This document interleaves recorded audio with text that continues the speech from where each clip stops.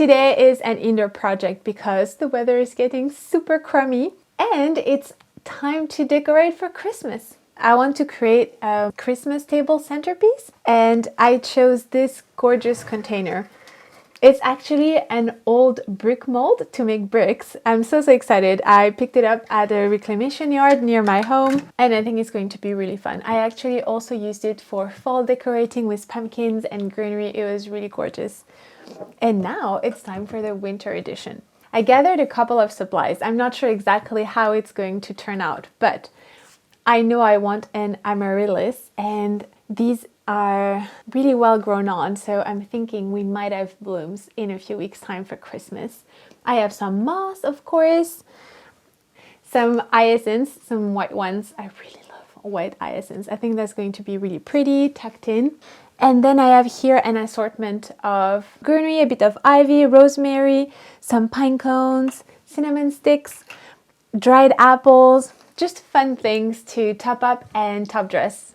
The first step is to protect your container if it's not watertight. So I just recycled an IKEA bag, cut it in half, and use that as a liner.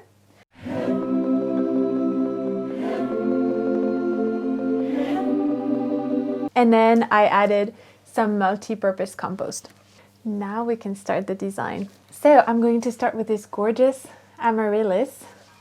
It was previously potted on, as you can see, and started growing, so that's really great if you want a head start and get blooms by Christmas. But you could also, just buy a bulb now and prepare this arrangement more as a winter centerpiece and enjoy it well after Christmas.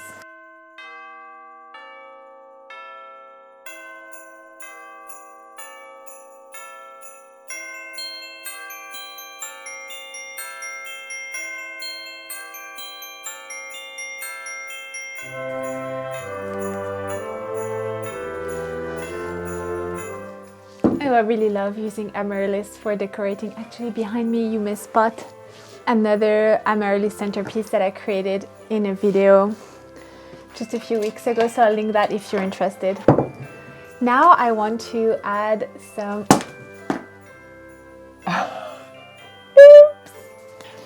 Now I want to add some hyacinths. I think they're gorgeous, and of course when they're already prepared like this, so pre-forced, they can bloom indoors. So that's always another huge staple of holiday decorating. We should get blooms in a few weeks.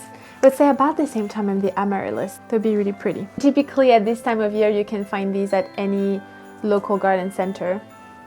So I'm just carefully dismantling my little trio. And I'm just going to recreate it there, and you can see we have a lot of gorgeous roots that have formed, and it's okay, you can knock off the soil and just be careful not to damage the new roots. My liner is a bit on the short side, so if you do this, maybe use a slightly longer piece of plastic because you can always cut it after.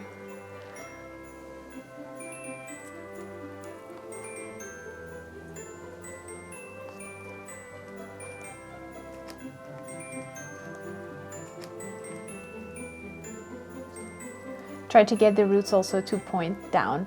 Hyacinths like Amaryllis are going to become top heavy when the bloom starts, so make sure they're nice and anchored so that they won't flop over. For the other side, I think to balance, I could do another Amaryllis, but I don't want it to be 100% symmetrical. So, and because I already have 1, 2, and a third bud, there's already going to be a lot of bloom interest on that side. So I was thinking to vary it a bit, use this gorgeous, and now full of dirt, use this gorgeous brass candle holder that I got at an antique store. I think what I'm going to do is use that little glass piece to prop this to the correct height. And I have one more little grouping of hyacinths that I want to place in.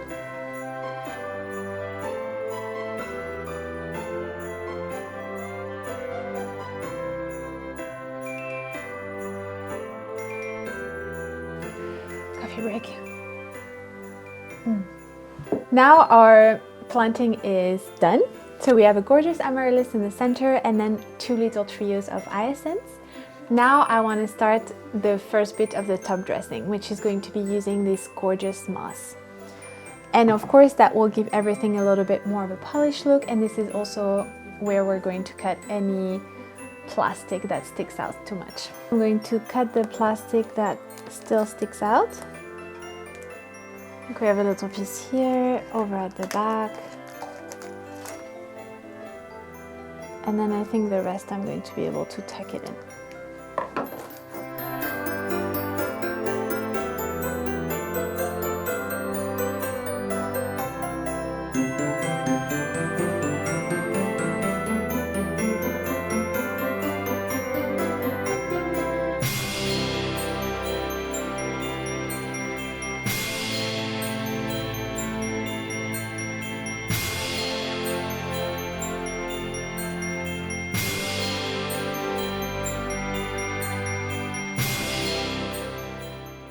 So you could leave it like this now with just a beautiful moss. It's very simple and peaceful. I really love that look.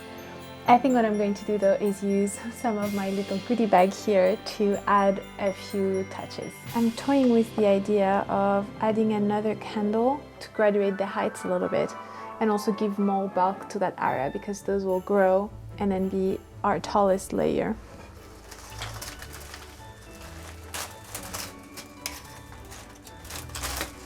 Then I think I want to add a few, I'm not sure they'll catch well on camera, but grab those branches from the garden, and I'm thinking that could look really pretty.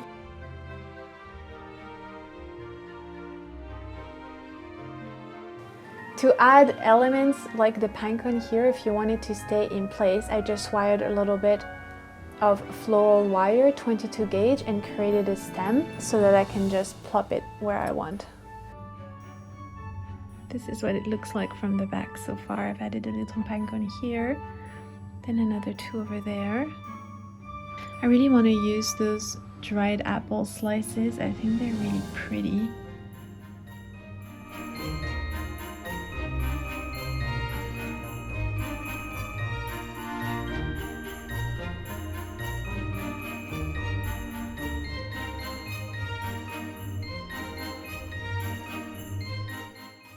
I feel like you could fiddle with it for hours and never be done, but I think it's done. I really love how this arrangement turned out. I like the candles that mirror the Amaryllis, and of course we're going to have gorgeous blooms very soon. I kept it very simple, as you can see, just a bit of moss and a couple of elements. You could of course, add whatever you want there. I hope you enjoyed watching this video and that it inspired you to create your own winter centerpiece. Thanks for watching, and I'll see you next time.